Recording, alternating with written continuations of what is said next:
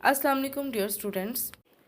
आज हम टॉपिक पढ़ेंगे passage of molecules into and out of the cell. यानी वो कौन से पैसेज हैं जिसके थ्रू मॉलिक्यूल्स जो हैं वो सेल के अंदर या बाहर आ जा सकते हैं। अब हमारे पास 7 ऐसे पैसेजेस हैं जो कि मॉलिक्यूल की मूवमेंट के लिए यूज़ होते हैं।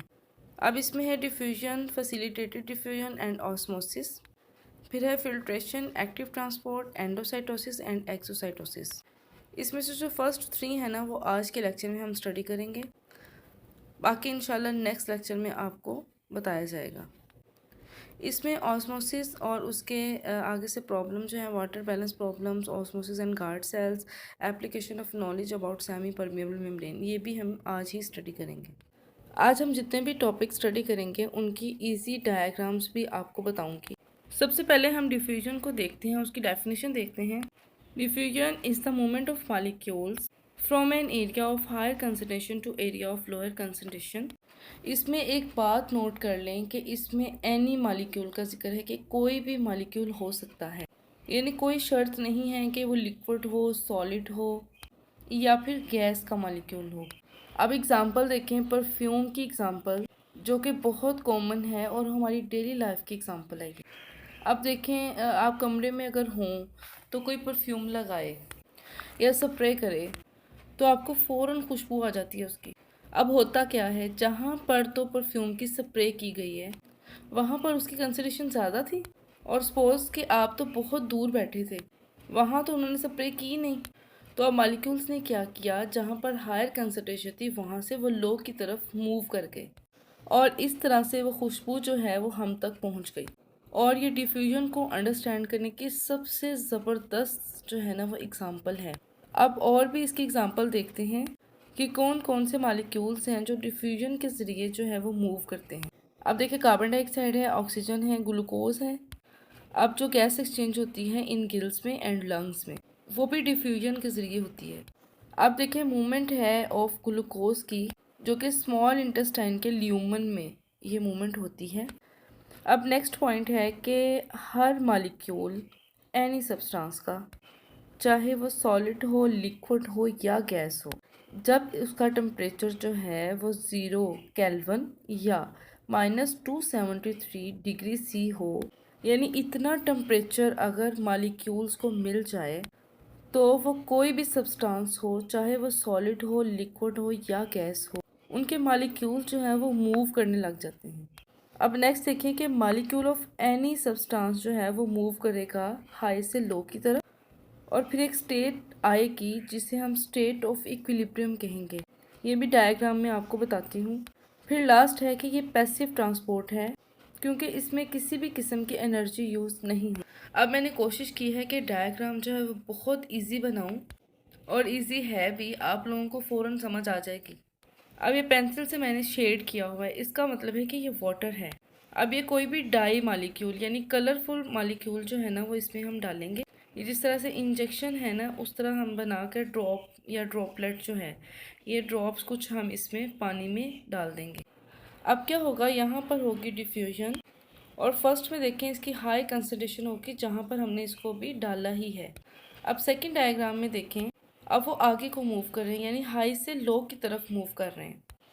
ये मॉलिक्यूल जो है ना इसमें मैंने 12 लिए हैं। ये 12 जो है ना सर्कल मैंने ड्रा किया, आप भी इसे काउंट कर लेंगे तो आपके लिए आसानी हो जाएगी। मैंने इनको ड्रॉपलेट के ज़रिए इंजेक्ट किया, तब भी मैंने तकरीबन 12 डॉट्स बनाए हैं, फिर नेक्स्ट में भी 12 हैं। अब हम ये लास्ट स्टेज जो है इसमें देखें वो इवनली जो है वो डिफ्यूज़ हो गए हैं, यानी ये जो है वो इक्विलिब्रियम की स्टेट है जिसे हम स्टेट ऑफ इक्विलिब्रियम कह रहे थे पीछे। अब देखिए डायग्राम में मैंने इक्विलिब्रियम की स्टेट यहाँ पे शो करती है। अब है फैसिलिटेटेड डिफ्यूजन, इसकी भी मैं बहुत आपको इजी डायग्राम बनाकर समझाऊंगी। अब मैं बच्चों को ऐसे याद कराती हूँ कि फैसिलिटेटेड डिफ्यूजन, फैसिलिटी से आपने याद रखना है। अब फैसिलिटी क्या है, सहूलत, यानी कोई ना कोई सहूलत इसमें हम यूज़ करेंगे। अब प्रोसेस वो डिफ्यूजन का ही होगा, यानी हाई से लो की तरफ ही मॉलिक्यूल्स मूव करेंगे, लेकिन वो खुद ब खुद नहीं करेंगे बल्कि हमें कोई ना कोई फैसिलिटी चाहिए। अब ये जो फैसिलिटी है ये ख़ास किस्म की प्रोटीन जो हैं वो प्रोवाइड करेंगी। अब दो हमारे पास ऑप्शन है, या तो चैनल प्रोटीन यहाँ पे काम करेंगे या फिर कैरियर प्रोटीन्स। आगे इनकी डेफिनेशंस और डायग्राम भी देखते हैं, पहले हम इसकी एग्जांपल देख लेते हैं। अब एग्जाम्पल में देखें, ग्लूकोज है, सोडियम आयन है और पोटाशियम आयन है। ये भी आपको MCQ में पूछ सकते हैं। अब नेक्स्ट लाइन देखें, the rate of facilitated diffusion is higher than simple diffusion.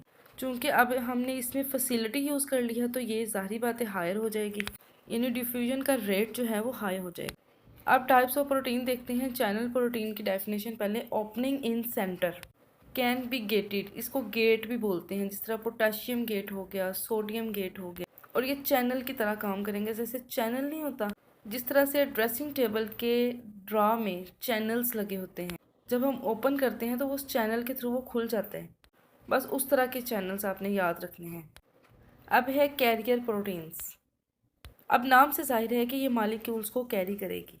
अब मालिक्यूल को कैरी करने के दौरान ये अपनी शेप को भी चेंज करेगी ताकि मालिक्यूल जो हैं वो इजीली इसमें से गुजर जाएं। अब डायग्राम में मैं शो करती हूँ कि कैसे ये अपनी शेप को चेंज करती है। अब चूँकि हम टॉपिक पढ़ रहे हैं passage of molecules into and out of the cell, यानी सेल के अंदर और बाहर जाने का जो रास्ता है वो पढ़ेंगे। तो अब कोई भी चीज़ सेल से अंदर या बाहर जो है वो प्लाज्मा मेम्ब्रेन के थ्रू ही गुजरती है। अब ये प्लाज्मा मेम्ब्रेन मैं बना रही हूँ। आपको पता है कि प्लाज्मा मेम्ब्रेन जो है प्रोटीन और लिपिड बाइलेयर से बनती है। अब यहाँ पर लिपिड बाइलेयर शो की पहले, फिर फर्स्ट पे जो प्रोटीन है वो प्रोटीन चैनल है। इस तरह से वो चैनल आपने शो करना है और इस तरह से मालिक्यूल जो है वो देखें उसमें से गुजर के अंदर आ गए। अब यहाँ पर कैरियर प्रोटीन की 3 कंडीशन जो है ना वो मैं शो करूँगी। यहाँ पे हमने पढ़ा था कि कैरियर मालिक्यूल जो हैं वो अपनी शेप को चेंज कर लेते हैं ताकि मालिक्यूल को गुजार सकें। अब सेकंड नंबर वाली देखें, यहाँ कैरियर प्रोटीन जो है उसने मालिक्यूल को रिसीव करने के लिए अपने आप को ओपन किया। थर्ड में ये दिखाया है कि मालिक्यूल जो है वो कैरियर प्रोटीन के अंदर है, यानी उसने कैरी किया हुआ है। लास्ट वाली में देखें कि प्रोटीन मालिक्यूल जो है वो ओपन हुआ है और मालिक्यूल जो है वो सेल के इंट्रा सेलुलर स्पेस यानी अंदर आ गया है। सेल मेम्ब्रेन की प्रॉपर और इजी डायग्राम पिछले लेक्चर्स में मौजूद है, आप वहाँ से देख सकते हैं। अब हम डिटेल स्टडी करेंगे ऑस्मोसिस की। ये भी बहुत इम्पोर्टेंट और इजी कॉन्सेप्ट है। अब ऑस्मोसिस में हम जस्ट वाटर मॉलिक्यूल का जिक्र करेंगे। यहाँ पर भी मूवमेंट जो है वो हायर से लोअर कंसंट्रेशन की तरफ ही होगी, जैसा कि डिफ्यूजन में हुई थी। अब ऑस्मोसिस और डिफ्यूजन में जो मेन फ़र्क होगा ना वो ये होगा, डिफ्यूजन में हमने पढ़ा था कि एनी मॉलिक्यूल, और ऑस्मोसिस में हम जस्ट वाटर मॉलिक्यूल को पढ़ेंगे। ये दोनों का मेन डिफरेंस है, आप लोगों को एग्ज़ाम में आ सकता है। बाकी दोनों पैसिव ट्रांसपोर्ट हैं, दोनों में ही मॉलिक्यूल जो हैं वो हायर कंसंट्रेशन से लोअर कंसंट्रेशन की तरफ मूव करते हैं। अब ऑस्मोसिस की डेफिनेशन भी देखें, the movement of water across a semi permeable membrane from an area of high water concentration, देखिए वाटर का जिक्र फिर आ गया, to an area of lower water concentration. अब नेक्स्ट कॉन्सेप्ट हमारे पास है टोनिसिटी। इसकी डेफिनेशन पहले देखते हैं, description of how a solution will alter cell volume if a cell is placed in that solution. ये इंशाल्लाह आगे अभी डायग्राम के थ्रू आपको समझाऊंगी। अब नेक्स्ट देखते हैं कि टोनिसिटी डिपेंड किस पे कर रही है, सेल मेम्ब्रेन की परमेबिलिटी पे और वाटर मूवमेंट पे। अब हम ऑस्मोसिस की डायग्राम देखेंगे। डायग्राम इसकी बहुत इजी है लेकिन समझने वाली है, आप इसे तवज्जो से समझें। अब डायग्राम में जो ब्लू मार्कर से हैं ये शुगर मॉलिक्यूल्स हैं। अब जिसमें ज़्यादा है हम कह देंगे ये कॉन्सनट्रेटेड शुगर सोल्यूशन है, और जिसमें मॉलिक्यूल कम है हम उसमें कह देंगे डाइल्यूटेड शुगर सोल्यूशन है। और ये लेड पेंसिल से मैंने वाटर मॉलिक्यूल शो किए हैं। अब इस अपरेटस के बिल्कुल सेंटर में सेमी परमिएबल मेम्ब्रेन है। अब हम इस मेम्ब्रेन के थ्रू देखेंगे कि वाटर मॉलिक्यूल कैसे मूव करता है। अब ये जो बात बताने लगी हूँ ना, इसे आपने गौर से सुनना है और समझना है। जहाँ पर भी शुगर सोल्यूशन या सोल्यूट मॉलिक्यूल ज़्यादा होंगे, पानी जो होगा ऑटोमेटिकली उसकी तरफ मूव करेगा। अब जहाँ पर देखें मैंने कॉन्सनट्रेटेड शुगर सोल्यूशन लिखा है, इट्स मीन कि यहाँ पर हमारे पास सोल्यूट पार्टिकल्स ज़्यादा हैं और ये कंसनट्रेटेड है। इसको डाइल्यूट करने के लिए वाटर जो होगा ना, जहाँ पर भी होगा इर्द गिर्द से, वो यहाँ इसकी तरफ मूव करेगा ताकि इस सोल्यूशन को डाइल्यूट कर सके। अब ये जो सेमी परमिएबल मेम्ब्रेन है ना, इसके थ्रू सिर्फ वाटर मॉलिक्यूल ही मूव कर सकता है, शुगर मॉलिक्यूल मूव नहीं कर सकते। अब यहाँ पर क्या हुआ, अब चूँकि कंसनट्रेटेड वाले पोर्शन में शुगर ज़्यादा थी और वाटर मॉलिक्यूल कम थे, और डाइल्यूट वाले पोर्शन में शुगर कम है, वाटर मॉलिक्यूल ज़्यादा हैं। अब क्या होगा, पानी जो है वो अपने हायर कंसनट्रेशन से लोअर कंसनट्रेशन की तरफ मूव करेगा, और यही जो है वो ऑस्मोसिस है।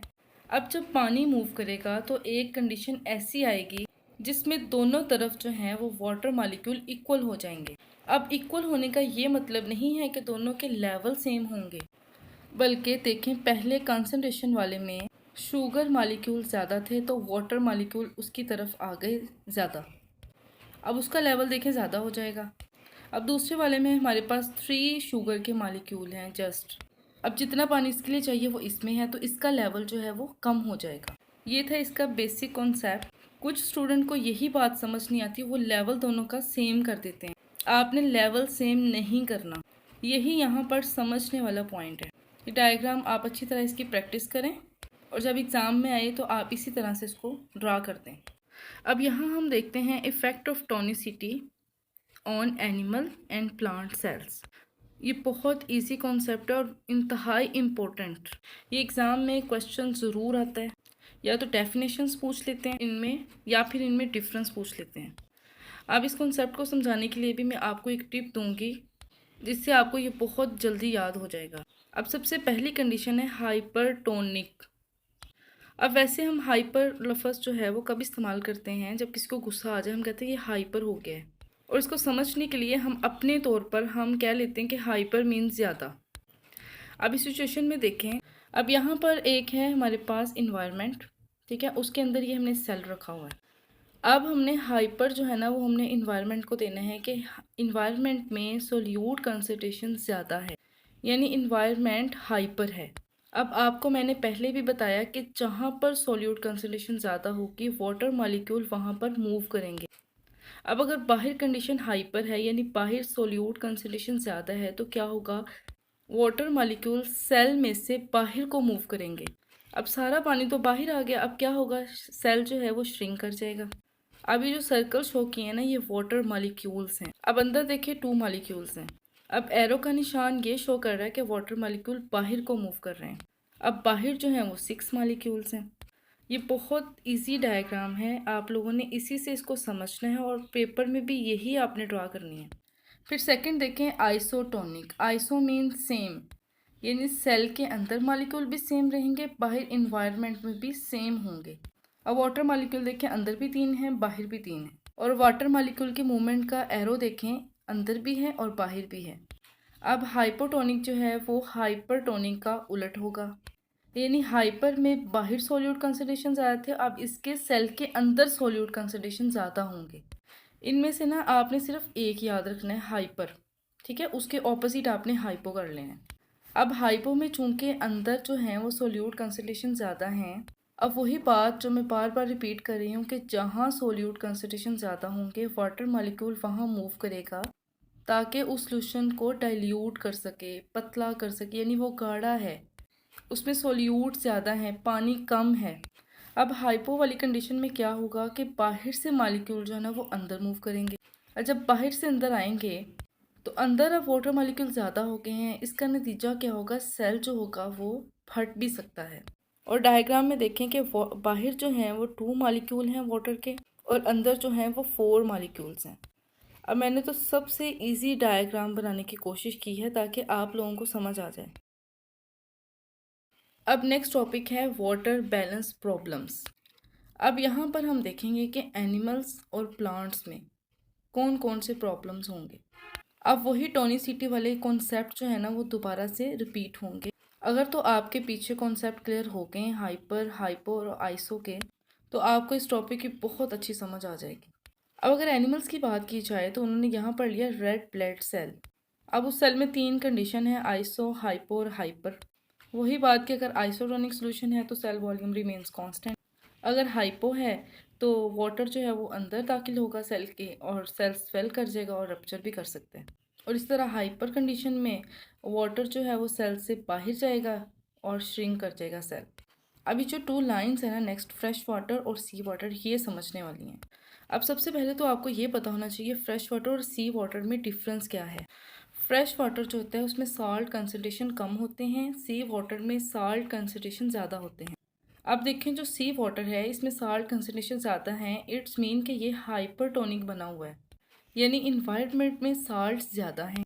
अब होना क्या चाहिए कि सारे का सारा पानी जो है वो बाहर आ जाना चाहिए। अब ऐसे अगर हो तो फिश तो मर जाए। अब यहाँ पर यही प्रॉब्लम है जो ऊपर लिखा है वाटर बैलेंस प्रॉब्लम, यही अब यहाँ पर प्रॉब्लम है। अब यहाँ पर फिश क्या करेगी कि वो प्रिवेंट करेगी एक्सेसिव लॉस ऑफ वाटर, यानी पानी जाए तो सही बाहर लेकिन ज़्यादा ना जाए। इसके लिए फ़िश की बॉडी में बहुत सारे मैकेनिज्म होते हैं जो इस चीज़ को कंट्रोल करते हैं। और इसी तरह फ्रेश वाटर है वो हाइपो बन जाएगा। अब इसमें पानी अंदर आना चाहिए, और जब पानी अंदर आ जाएगा तो फ़िश तो वो फट सकती है। तो अब इन एनिमल्स ने क्या करना होता है कि ज़्यादा पानी की एंट्री को रोकना होता है। ये तो हो गए एनिमल्स के प्रॉब्लम। आप देखते हैं प्लांट्स में क्या प्रॉब्लम हो सकता है। अब वाटर में भी सेम यही कंडीशन, अगर हाइपोटोनिक होगा तो वाटर जो होगा वो सेल के अंदर जाएगा। अब हमें पता है प्लांट के सेल में वैक्यूल प्रेजेंट होता है, वैक्यूल बहुत ज़्यादा बड़ा हो जाएगा क्योंकि ज़्यादा पानी बाहर से आ गया है। इस तरह से सेल जो है वो फट भी सकता है, यानी उनमें प्रेशर आ गया है जिसको टर्गर प्रेशर बोलते हैं। यही इसका प्रॉब्लम है, टर्गर प्रेशर, यानी इस पर प्रेशर जो है वो ज़्यादा आ जाता है। अब चूंकि प्लांट की सेल वॉल जो होती है वो बहुत स्ट्रॉन्ग होती है, इसलिए सेल को वो फटने नहीं देती। तो ऐसे प्लांट जो है इस सिचुएशन को हैंडल कर लेता है ईजीली। अब आइसो में देखें कि नॉट टर्गर और नॉट फ्लैसिड। फ्लैसिड का मतलब होता है मुरझाना। जब अंदर और बाहर जो है वो सोल्यूट और वाटर कंसनट्रेशन सेम है तो कुछ भी नहीं होगा। अब हाइपर कंडीशन में प्लांट जो है वो क्या करेगा। अब हाइपर में क्या होता है कि पानी जो है वो सेल से बाहर मूव करता है, जिसकी वजह से सेल जो है वो श्रिंक हो जाता है। और ये जो टर्म है ना प्लाज्मोलाइसिस, ये वेरी वेरी वेरी इंपॉर्टेंट लिखें इसे। इसकी डेफिनेशन पेपर में लाजमी आएगी। और डेफिनेशन क्या है, shrinkage of cytoplasm is called plasmolysis. अब आज के लेक्चर में लास्ट वाला टॉपिक जो है वो है osmosis and guard cells. Same hyper और हाइपो वाले कॉन्सेप्ट्स हैं, एक दफ़ा देख लेते हैं। अब सबसे पहले गार्ड सेल। गार्ड का मतलब ही गार्ड हम क्या कहते हैं कि जिस तरह किसी शॉपिंग मॉल में कोई गार्ड खड़ा हो। इसी तरह प्लांट के लीव्स में कुछ पोर्स होते हैं जिन्हें हम स्टोमेटा बोलते हैं, उनके गिर्द ये सेल होते हैं गार्ड का काम करते हैं, जिसको हम गार्ड सेल्स बोल देते हैं। अब हमने बेसिकली इसमें देखना है कि ये जो गार्ड सेल्स हैं और ये जो स्टोमेटा है ये कैसे ओपन होगा और कैसे क्लोज होगा। अब सिंपल अगर बताऊं तो डे टाइम में ये ओपन होगा और नाइट में ये क्लोज होगा। अब डे टाइम में क्या होगा कि फोटोसिंथेसिस होगी, प्लांट जो है वो ग्लूकोज तैयार करेगा। अब ग्लूकोज हमारे पास क्या है, सोल्यूट है। अब गार्ड सेल में सोल्यूट कंसंट्रेशन ज़्यादा हो गई है। अब वही बात कि सोल्यूट कंसंट्रेशन को डाइल्यूट करने के लिए, कम करने के लिए इर्द गिर्द से जितना भी पानी होगा ना वो इधर को मूव करेगा। अब गार्ड सेल जो होंगे वो रिजिड बन जाएंगे, रिजिड हो जाएंगे, सख्त तन जाएंगे। अब इस तरह से वो ओपन हो जाएंगे, तो हम कह देते हैं स्टोमेटा जो है वो दिन के टाइम ओपन होता है। अब इसके ऑपोजिट कंडीशन नाइट को होगी, कोई फोटोसिंथेसिस नहीं होगी, कोई ग्लूकोज फॉर्मेशन नहीं होगी, ना सोल्यूट कंसंट्रेशन ज़्यादा होगी, तो पानी जो होगा वो गार्ड सेल से बाहर को चला जाएगा, जिससे वो मुरझा जाएंगे और बंद हो जाएंगे। अब लास्ट पे है application of knowledge about semi permeable membrane. अब सेमी परमिएबल को आर्टिफिशियली हम कहाँ कहाँ यूज़ करते हैं ये हमने देखना है। एक तो हम सेपरेशन करते हैं बैक्टीरिया को फ्रॉम वायरसेस से, क्योंकि बैक्टीरिया जो है इसको क्रॉस नहीं करेंगे, वायरस क्रॉस कर जाएंगे, इस तरह से दोनों सेपरेट हो जाएंगे। और दूसरा हमारे पास है वाटर ट्रीटमेंट टेक्नोलॉजी, जितना भी हम वाटर को ट्रीट कर रहे हैं ना वो इसी के थ्रू कर रहे हैं। ये था हमारा आज का लेक्चर। उम्मीद करती हूँ कि आप सब लोगों को बहुत अच्छी से समझ आ गई होगी। अगर आप लोगों को लेक्चर जो है वो अच्छा लगा हो तो इसे लाइक और कमेंट ज़रूर करें। अल्लाह हाफिज़।